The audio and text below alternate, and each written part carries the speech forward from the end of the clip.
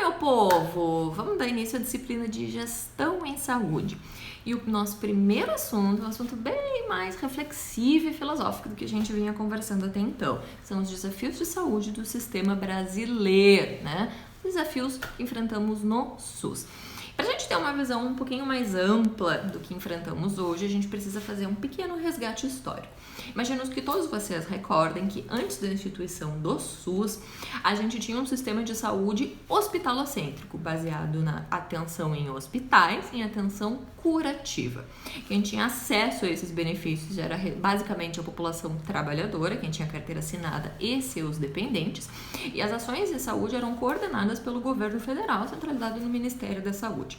A partir da Constituição de 88 e a instituição do SUS, a concepção de saúde do Brasil muda drasticamente. E a gente deixa de perceber saúde como ausência de doença e passa a encarar a saúde como um amplo estado de bem-estar físico, social e mental. O acesso à saúde passa a ser garantido para toda a população brasileira, independente da existência ou não de vínculo empregatício. Esse acesso de maneira igualitária e preferência com equidade. Quem necessita mais, recebe mais. Continua existindo, claro, né, o livre acesso, né, à iniciativa privada. E a gente, como sistema de saúde, passa a dar uma ênfase maior às ações preventivas. Não que antes não se fizesse, tinha campanhas de vacinação e tudo, né, que eram basicamente as ações preventivas, mas agora com o SUS as ações preventivas ganham destaque. Continuam existindo as ações curativas, claro, porque são importantes, mas a gente passa a focar mais nas ações preventivas. Em termos de financiamento, o financiamento também muda um pouco, porque antes o financiamento era basicamente do governo federal e tudo centralizado no governo federal. O SUS tenta mudar essa lógica de organização e levar tanto a gestão quanto o financiamento também para estados e municípios. Tanto é que estados e municípios passam a ter um percentual de investimento obrigatório em saúde. E prestem atenção que isso cai bastante em prova de residência, né? Municípios são obrigados a investir pelo menos 15% do seu orçamento em saúde. Estados são obrigados a investir pelo menos 12% do seu orçamento em saúde. E a partir de agora, do ano de 2020, a União é obrigada a investir 15% da sua receita em saúde, pelo menos. Nada impede que se invista mais, mas este é o percentual mínimo obrigatório de investimento em saúde. Em termos de números, de volume, né, de receita aplicada em saúde, o Brasil não perde para outros países, né, em termos de valores aplicados. Mais ou menos 8% do PIB brasileiro é gasto ou investido em saúde. Isso é compatível com outros países da América Latina. Qual é a diferença para esses países, esses outros países? É o percentual, né, entre recursos públicos e recursos privados. No Brasil, mais ou menos 59% do total investido em saúde corresponde a recurso privado, ou de família, ou de empresa, e 41% corresponde a recursos públicos. Então, desse total no PIB brasileiro, dos 8% do PIB brasileiro que vai para a saúde, mais da metade é de recurso privado. Se a gente for comparar, por exemplo, com países como o Reino Unido, que também tem um sistema universal, no Reino Unido, mais ou menos 81% do total de recursos da saúde são recursos públicos. Na Itália, mais ou menos 77%. Então, o Brasil ele não investe pouco dinheiro em saúde, mas ele investe pouco dinheiro público comparativamente, por exemplo, a outros países, tá? E se a gente for comparar o quanto de dinheiro que vai relativo nas esferas de governo, a União entra com 43% do total do recurso público, os estados com 26% e os municípios com mais ou menos 31% do total dos recursos públicos que vão para o SUS, tá? Então, sempre friso isso, né? O Brasil ele não investe pouco dinheiro no SUS, porém investe mal, e com muito recurso privado, muito dinheiro de pessoa, da família sendo investido. O recurso público, né, ainda deixa a desejar em termos de investimento. Falando um pouquinho de infraestrutura, lá na década de 70, obviamente, o que a gente mais tinha eram hospitais, porque tudo isso era focado, todo o sistema de saúde era focado em hospitais. Com o surgimento do SUS e com a evolução do sistema de saúde, o número de hospitais, bem dizer, não cresceu. O que cresceu? As unidades de atenção básica, de atenção primária, tá? Então, se a gente for olhar em gráficos, o que mais se investiu, o que mais cresceu de lá para cá, a gente teve um aumento importante de atenção primária. Hospitais não se cresceu, a gente não tem tanto mais hospital do que tinha lá na década de 70, mas a gente tem sim bem mais atenção primária, né, postinho de saúde, como quiserem chamar, a gente tem bem mais clínica especializada, a gente tem um pouco mais de pronto-socorro, né, unidade de pronto atendimento. O hospital a gente tem mais ou menos a mesma coisa, porque o grosso do investimento foi na atenção primária no sistema de saúde. Acho importante destacar para vocês que dos hospitais que nós temos, a grande maioria dos hospitais ainda hoje são hospitais privados. A gente ainda não tem tantos hospitais públicos. Do total de hospitais que a gente tem, a maioria são hospitais privados.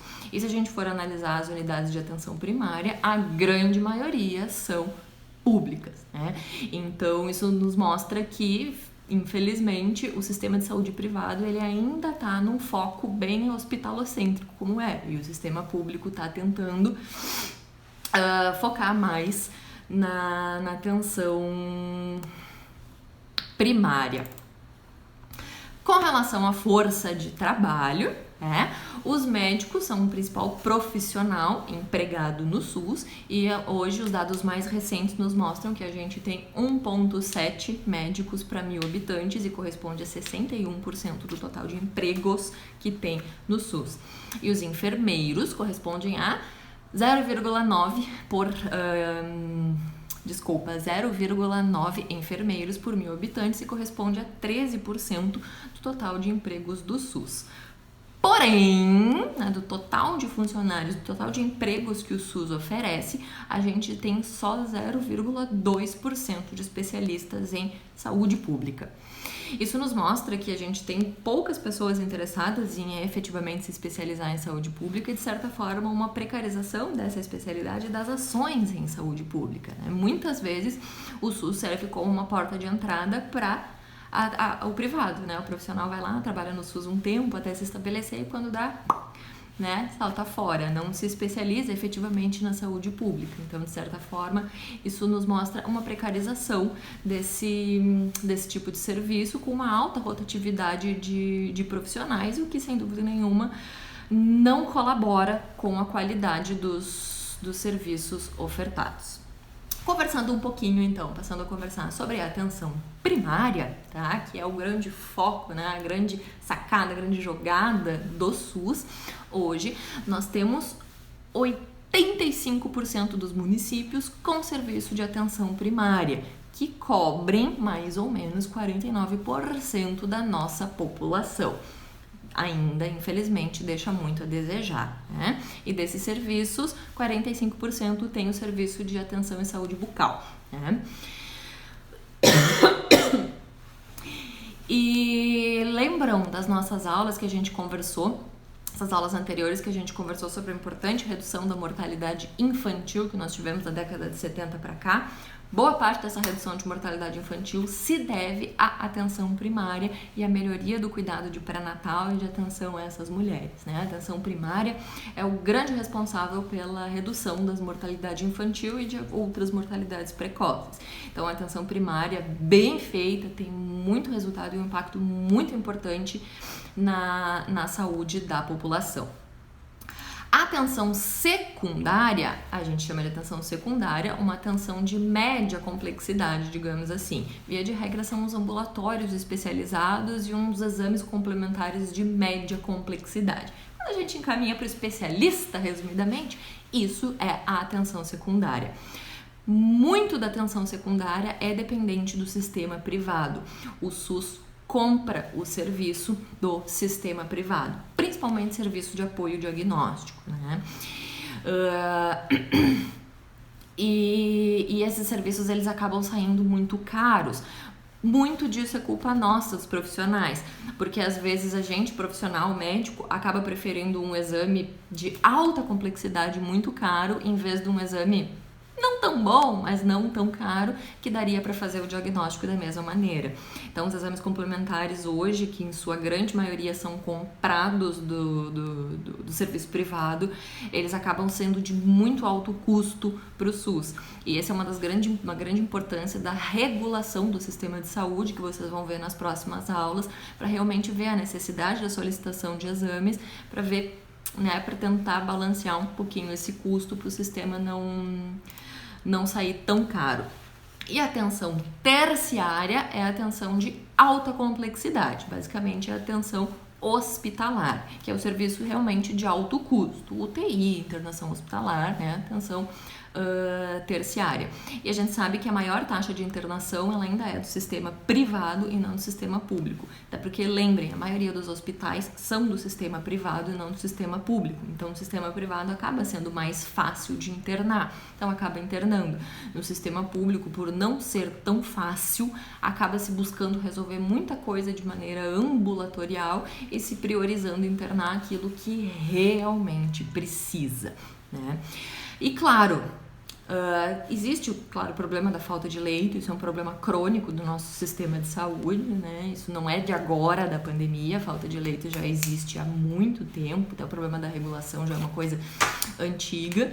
Então a atenção terciária, infelizmente, a gente sabe que tem dificuldade de conseguir leito e de conseguir acesso a atenção terciária, muito da regulação, muito problema de encaminhamento, tem muito problema de obstáculo político, né? A gente sabe que a troca de secretário de saúde, a troca de prefeito muda muitas ações que já vinham acontecendo.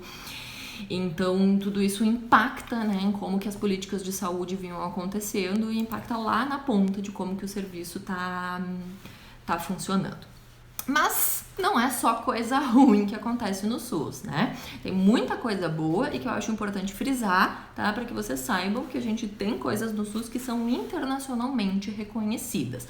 Por exemplo, o Programa Nacional de Imunizações, ele é internacionalmente reconhecido, tá? Em 2015, o nosso Programa Nacional de Imunizações estava com 85% de cobertura.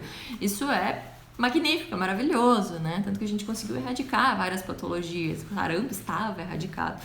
Então, internacionalmente, nós somos reconhecidos por ter um programa de imunização muito bom.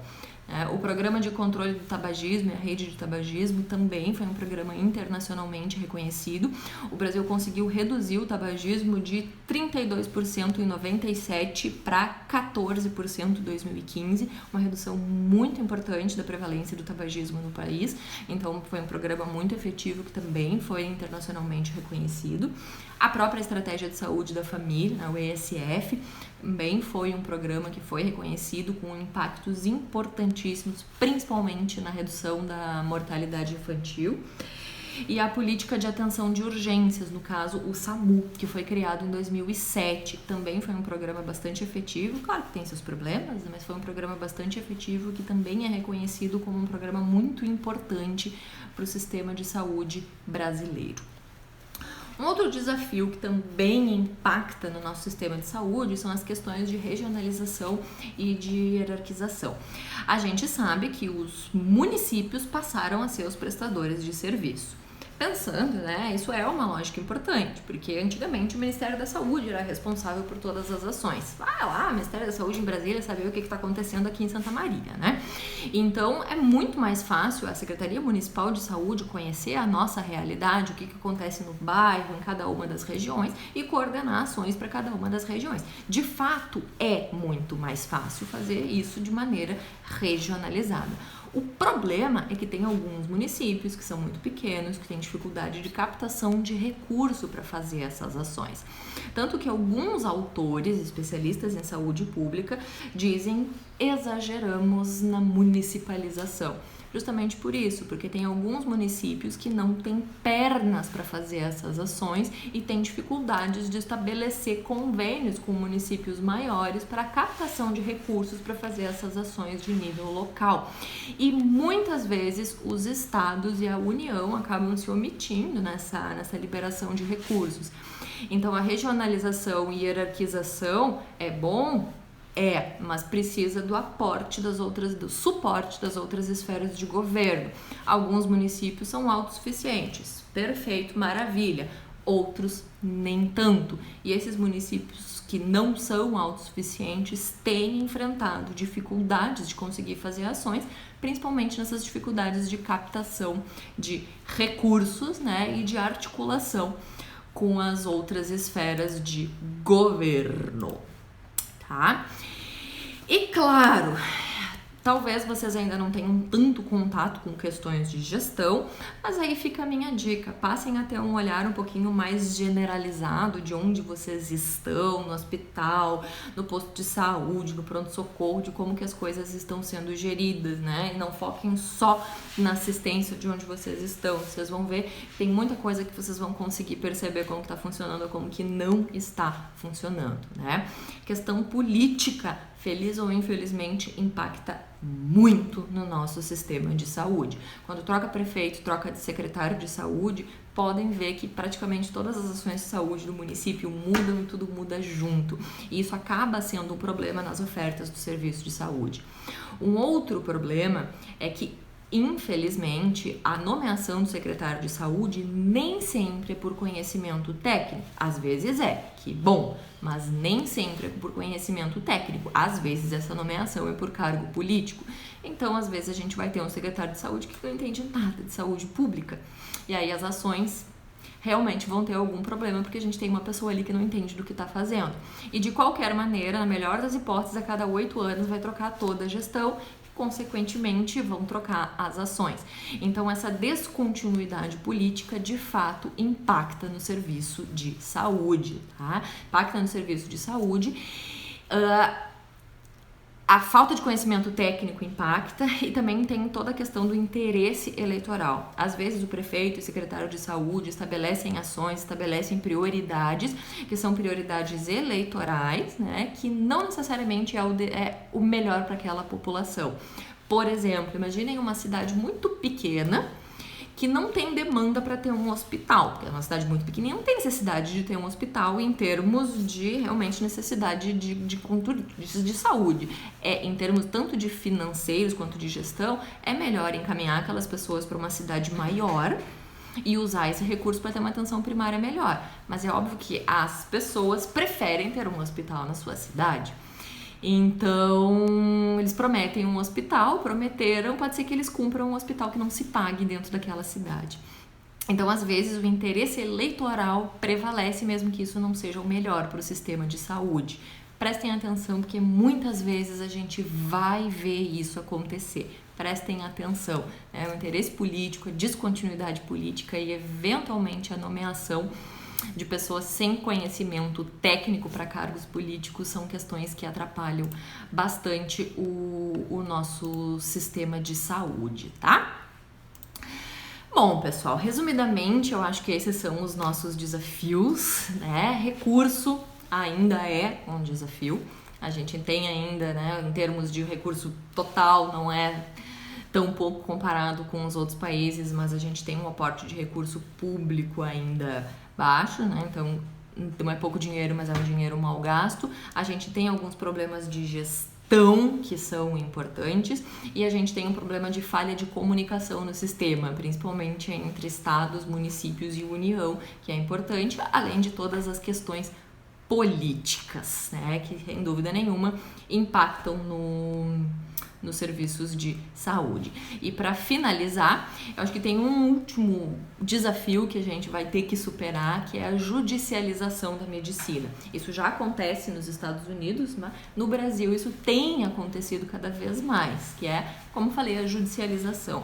Muitas vezes a gente acaba pedindo exame a mais, tomando condutas a mais, coisas que não seriam necessárias, com medo de de receber um processo, né? As estimativas é que a gente tenha 25% a mais de consultas, até 25% a mais de procedimentos dentro das internações, única e exclusivamente por medo de algum processo, né? E procedimentos e consultas desnecessárias para aquele paciente por medo da judicialização.